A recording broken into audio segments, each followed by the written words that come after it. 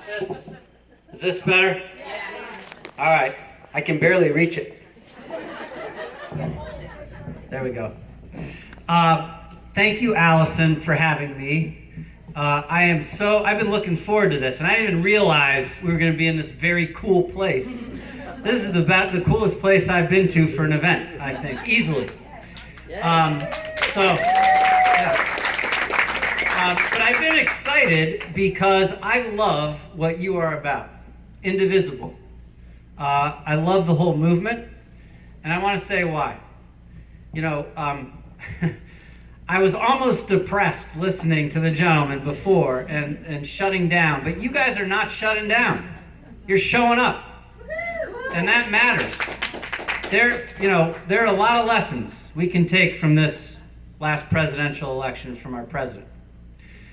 Many. There's one in particular that I've taken, and this is something that President Obama talked about in his farewell address. If you saw his farewell address, yes. President Obama, a president we can be proud of, right? But this notion that our liberties and our democracy and the strength of our community, these fundamental American privileges, are not self-fulfilling. They are not self-fulfilling. They need us. They need us to breathe life into them and to protect them and be vigilant about them. And we cannot take them for granted. The encouraging thing for me is people like you, organizations like this. The fact that I've been going to Democratic town committee meetings all over the state for the last 5 months, and there are people showing up to those who've never been there before, to house parties. There are people showing up like you who are energized and active and who realize this lesson. And I'm someone who, I've been, probably like others in this room, been civically engaged for many, many years, my entire adult life. And I don't think I fully appreciated that point before as much as I do now. So it matters, showing up matters. And I recognize, and for good reason, a lot of this energy is focused on Washington right now, and our president and our Republican Congress who are threatening our values and trying to take us backwards. So we've got to be focused there. But we also need to be honest about the fact that the best we're going to do at the federal level right now is hold the line. I mean, we are moving backwards, right? And the question is how far? And we need to fight and we need to hold the line. The only place we are going to move forward is here in Massachusetts. And moving forward, progress, that is a fundamental part of who we are too. Now, I've been really lucky my whole life. I've been surrounded by people who've proven our potential for progress. The very first time I ever got active politically, I was 21 years old. Summer before my senior year in college, I went back to my home state of Ohio to work on a campaign for a guy named John Glenn, who was running for re-election in 1992 to the United States Senate as a Democrat. And I was mostly running around at county fairs in Ohio, passing stuff out. But a couple of times I actually got to drive John Glenn to events. And it still blows my mind that this guy who sat in Friendship 7 and orbited the Earth was sitting next to me in my Ford Tempo. He literally reached for the stars and got there. I got to serve as a cabinet secretary for Governor Deval Patrick, and you all know his life story. It proves the American dream exists, and he never lost sight of all those people continuing to reach for it. And there are many people in my life who've proven this point about our potential for progress, and they're not all superstars like John Glenn and Deval Patrick. My wife, my daughters, friends, colleagues, people I don't even know. But no one more than my parents. My mom is from Cleveland. During college, she went away on a foreign exchange program to Spain. You probably see where this is going. 9 months later, she came back, married to my 19-year-old Spanish father and pregnant with me. And I love to tell that story to parents who have kids going on foreign exchange programs. It really freaks them out. But my parents didn't have a lot. My mom had to drop out of college to take care of me. My dad didn't speak English and had never been to college. But with a lot of hard work and optimism, he's filled with optimism. He worked his way from laying bricks in a city sewer system to becoming a successful small businessman and a proud American citizen. My mom went back to college when I was in high school and became a public school teacher and a member of the teachers union. And together they put all three sons through college, and this year they celebrated their 47th wedding anniversary, which is amazing, particularly if you know my father. But that example that they set, and just the way they parented us, they always encouraged us to set high expectations for ourselves. And they instilled in us a belief that with hard work and a little help, reaching those expectations was actually possible. Now, those values are not unique to me and my family, right? They're our values, American values.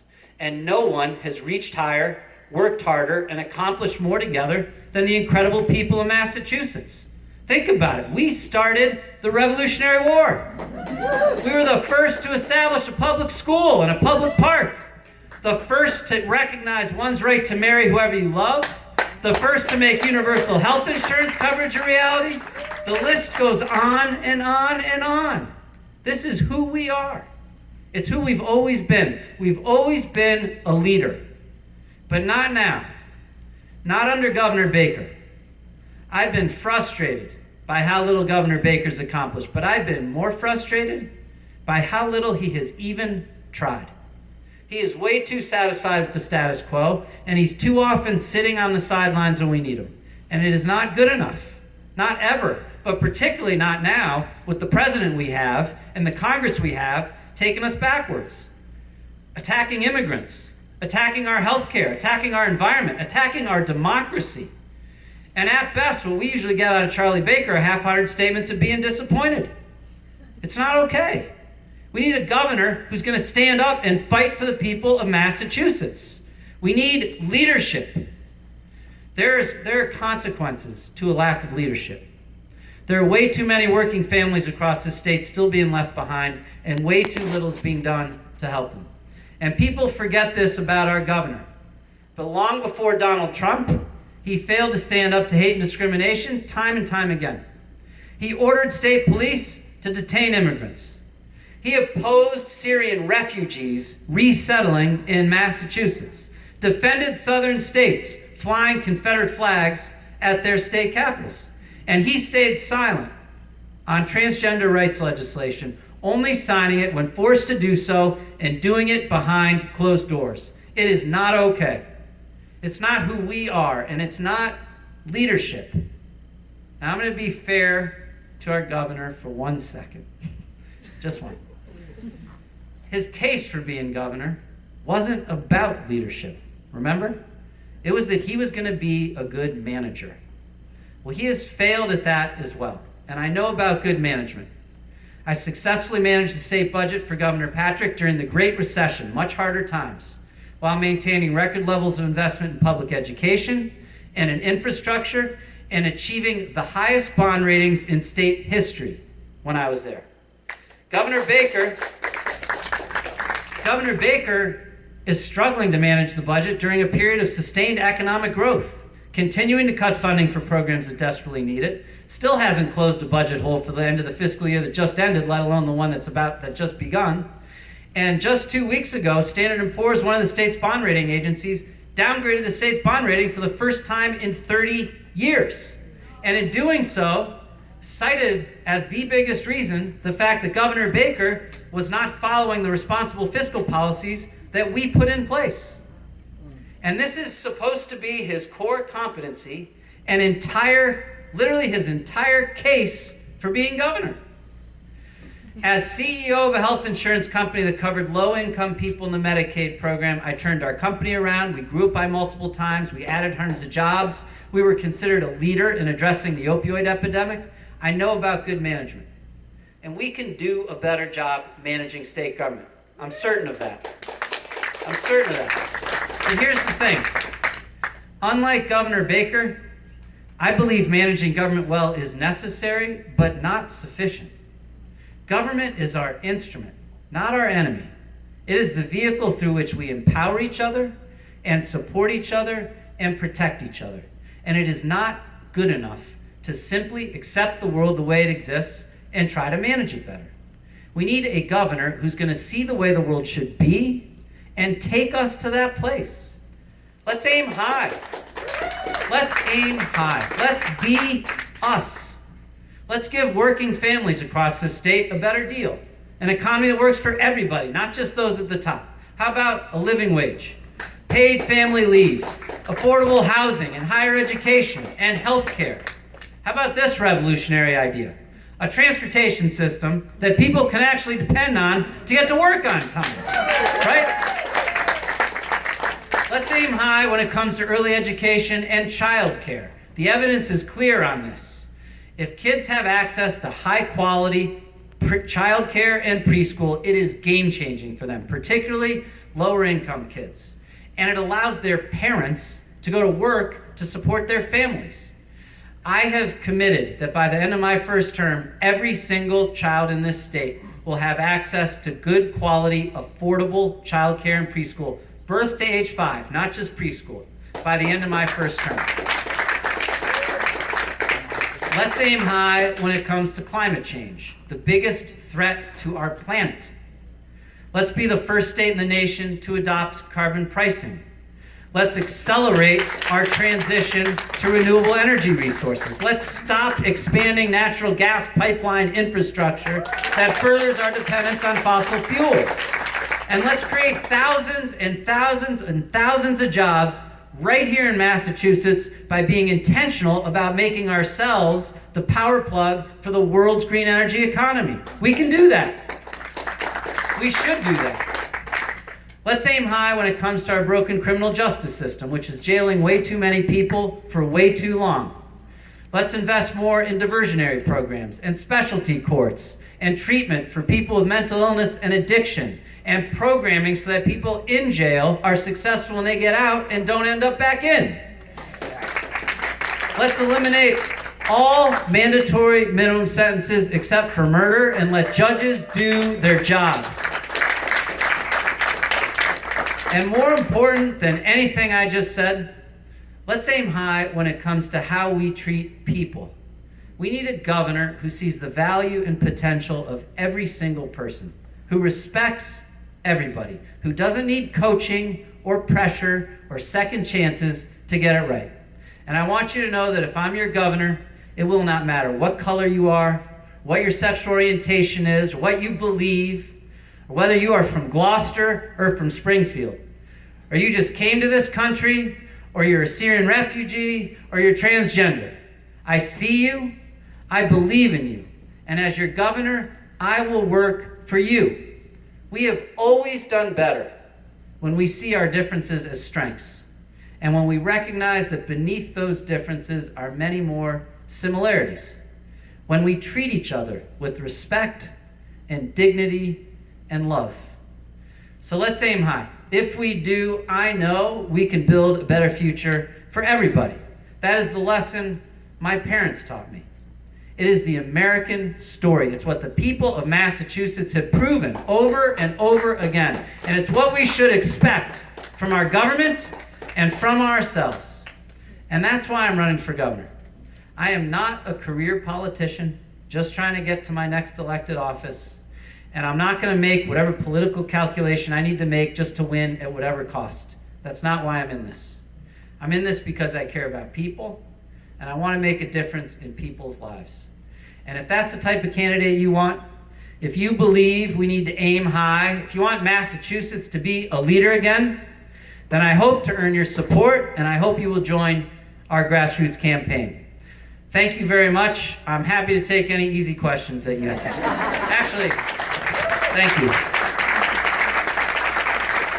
Before I take the very first question over there, I do want to mention, maybe we can pass around if we haven't already, we have a few things. We have some palm cards, which you haven't gotten one, we can get to you, which has our website where you can learn more about our campaign, and an email address. And I want to encourage you to use it.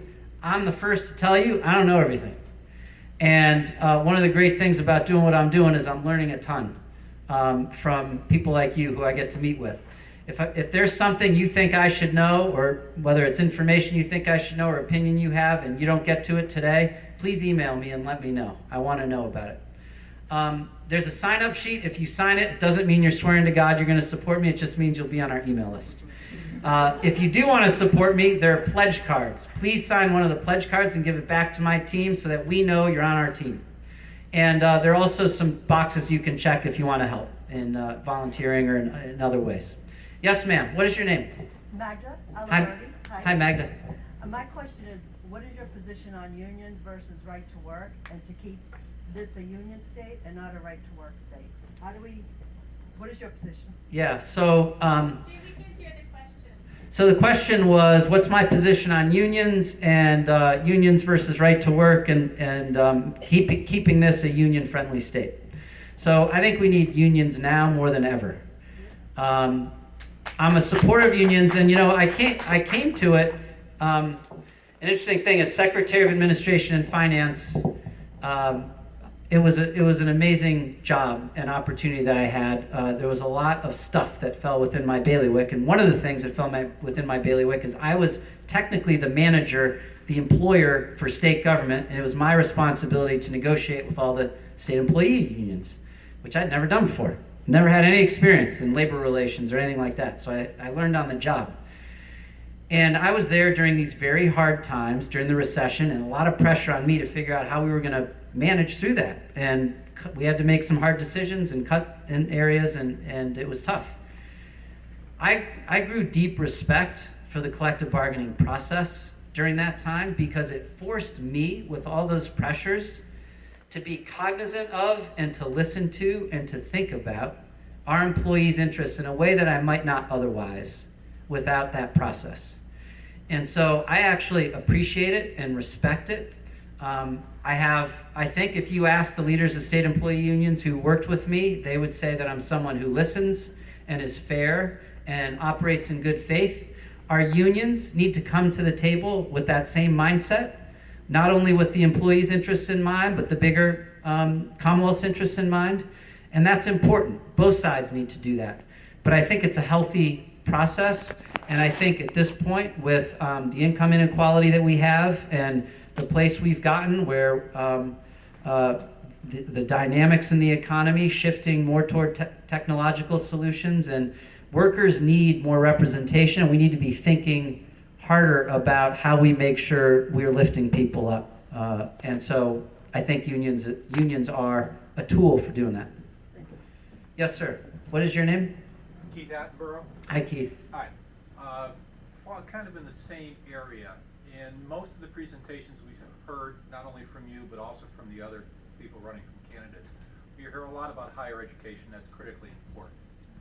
What I haven't heard particularly, and I may just have missed it, is the same kind of prominence given to technical and trade training. Mm-hmm. Okay? And that, especially coming from a Democratic Party, doesn't feel right. Yet we need to be speaking to people who, for good and sufficient reasons, are not on a college track, don't want to be on a college track, but need equivalent kinds of support in terms of apprenticeship programs, those kinds of things. So what I would love to hear from you and from the other candidates is anytime you talk about, saying, higher education, you couple that with vocational and trade. Yep. So for those who didn't hear, it's Keith, right? Yes. Keith's point was we talk a lot about higher education and college and university. We don't talk enough about vocational training, voc-tech, trade training, apprenticeship programs, other pathways to jobs and to high quality of life and sustainability that we actually need. And the interesting thing is, my understanding is that there's a huge waiting list to get into our voc-tech high schools across the state, and that they're actually very successful for the most part, and the kids graduating are the results, both academically and in terms of their readiness for whatever their trade is.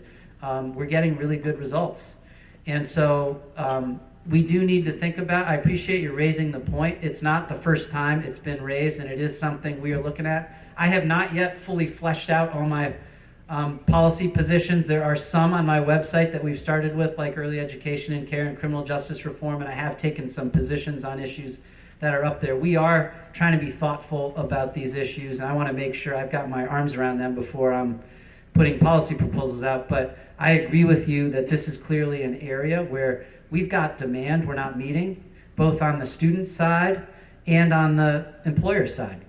And so it seems like this is a gap that we need to be intentional about filling.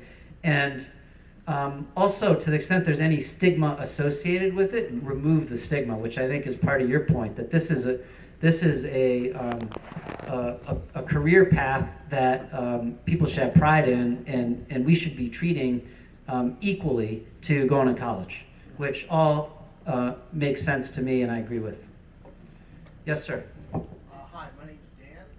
I was wondering, and I know you said you haven't had your platform all fleshed out yet, but would you consider making implicit bias training for police officers mandatory in the state of Massachusetts? Yes. So Dan's question is, would I consider making implicit bias training mandatory for police across Massachusetts? Yes. It may be a collective bargaining issue. I don't know. But it is the right thing to do. It's actually something I had not really heard about until recently. Maura Healy's office. My wife worked for Maura Healy as her communications director for the first year and a half. And she told me that in Maura's office, Maura insisted everyone go through this implicit bias or subconscious bias, I don't remember exactly what she called it, but training, which I think is desperately needed because we all have them, right? And we need help recognizing them and how to deal with them. And particularly for the police, I think it's critical. So it's a great idea. Yes? Hi, my name is Victoria. I would like to just thank you for that question, because that's a great question. Can you expand that beyond police? First of all, police is going to be a local issue, but so state police might be something that the governor's office could be addressing. But how about judges? How about prosecutors? How about people who have contracts with the state through the probation department? I mean, this is not an issue that is only a police issue. This is an issue, if you are really serious about criminal justice reform, then all of the players have to be part of the action. Yep, it's a very good suggestion, and I support trying to make that happen. I think it only will improve the level of sensitivity to the issues, and I think the question is, how do we do it? But I support it. Yes, ma'am. My name's Amy. And, Hi, Amy. Hi. Following up on that, I'm in education, and I have the opportunities often to go to schools in Wellesley, and I have the opportunity to go to schools in Dorchester. And I feel like I'm in two different countries, let alone just one state. And you talk about prison reform, I'm interested in school reform, I'm interested in the school-to-prison pipeline, and what your thoughts are about it in Massachusetts. Yeah. So Amy's question is about the disparities in the quality of schools across K-12 schools across Massachusetts, and we're number one in the country, right? That's what everyone says based on test scores and everything else in terms of education, which is something to be proud of. We also have one of the biggest achievement gaps in the country, and there are big disparities. Particularly in lower income urban centers. The school system, from all I hear from people who are smart about this and have experienced them directly, are challenged. There are some factors that contribute to that are outside of the walls of the school, right? Poverty, the environment, access to healthy meals, There are a lot of factors that contribute to a student's ability to perform well inside the school. I think one of the big things, and one of the reasons I've made this a priority, that we can do that'll make a big difference for lower income kids in particular being ready to learn when they hit the K-12 school is child care and preschool. The evidence is really clear on that. It is game changing in terms of their ability to be successful. In terms of what's happening within the schools, I'm trying to learn as much as I can from people who are smart about this. I am not a believer. I voted against question 2. I'm not a believer that we need to create a separate system of charter schools. That's, I think one of our most fundamental responsibilities in government is to give every single child the best public education we can possibly give them. That is the most important thing we do collectively through government. And I didn't like, it's not that I'm fundamentally opposed to charter schools as laboratories for innovation, but I didn't like the rhetoric around, the public schools aren't good enough, so we're going to create a few more schools that are better for a few more kids. We need to create great schools for every kid. I'm interested in things like whether extended learning time, which there are a lot of people who've been entrenched in this world believe can really make a difference. I believe teachers need to be part of the solution. They're the most important component to a quality education within the walls of the school. They need to be at the table. They need to come to the table in good faith to get to those better outcomes and figure out what's working and what can we do to make progress. I'm worried about the level of testing. My daughter is a junior in high school right now in one of the, in Brookline public schools, which are great. And I've never seen someone more stressed out than she was this past year. And I've been extremely worried about her. And the academic demands and the testing that I've observed with her are crazy. And we got to be thoughtful about making sure we're giving we're holding our system accountable for making sure we're giving kids the proper education and that they're ready when they graduate for whatever they go to next. But we also need to make sure we're educating the whole child and we are lifting them up as people. And I'm worried that we've maybe gone too far in some respects. We got to focus on the achievement gap. I think it's focusing on a lot of the stuff that happens around the school and looking at what can work, what's working within schools and replicating it within those schools that aren't doing it. I think we maybe have one more question, time for one more question, because I know Yes, ma'am. Mr. Gonzalez is very busy. I hear you talking a lot about this word that I'm going to use, that I'm going to wait a minute, and it hasn't been named. And I hear you talking a lot about respect. Yeah. Without actually naming respect. I would love to hear more you and more politicians talk about, all of us included, how we can get more respect in our communities rather than the diverse ways in which we're trying to strategize our needs and let the overall emphasis, our overall being, desire respect. Thank you. What a great comment. For those who didn't hear it, what is your name? None, I'm sorry. Nana? Yes. I don't know if I'm going to summarize this. I'm going to characterize it exactly right or as well as you did, but Nana was making the point that that we need to mean what we say when we say respect, and we need to live it in our communities and in how we engage with each other in a way that my sense is you're feeling like we aren't right now. Well, if I may. Yeah. That we've become respect, and that everything we say and do is towards respect. We wouldn't be at each other if we were all, everybody that's in this room, I'm guessing, really has a lot of desire for respect. Yeah. And yet, we get in opposition. And if we were all about how do we show respect for all beings, whether they're prisoners or whether they're little kids at school or what, it doesn't Yeah. matter. All religions like Yeah.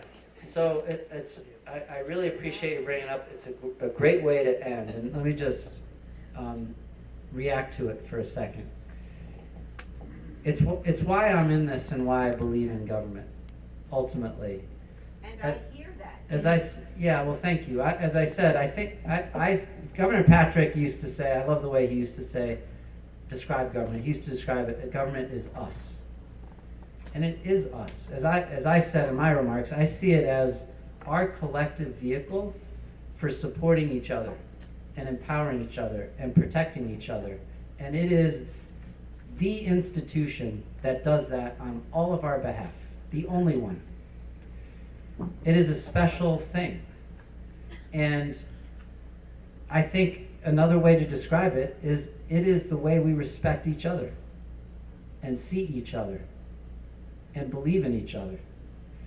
And, government also is structured in a way to facilitate and encourage debate, which is healthy. But you can disagree without being disagreeable.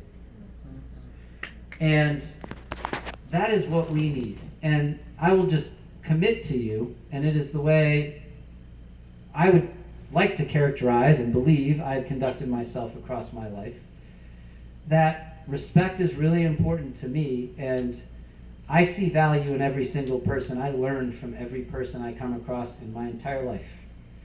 And I may not always agree with them, but I believe in them.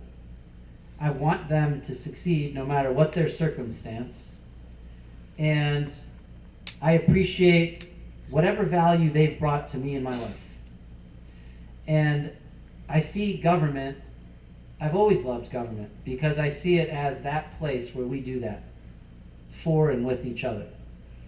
And I want to be a governor who sets that tone in state government here in Massachusetts, and through hopefully that example encourages that same level of respect from everyone who's engaging in government and in community. It is a community, and we are a community. And ultimately, a community can be a place where we just coexist. Or it can be a place where we interact, where we get together on a Tuesday night at the cinema,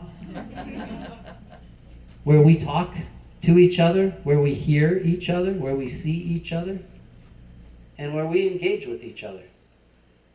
And through all of that, support each other and build a real community. And we need that.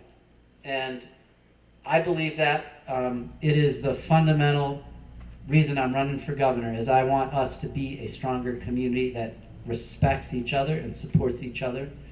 And I hope if you see things the same way, I hope you believe that in me and to earn your support, and that you'll be a part of this campaign. Thank you very much. I really appreciate the chance to be here.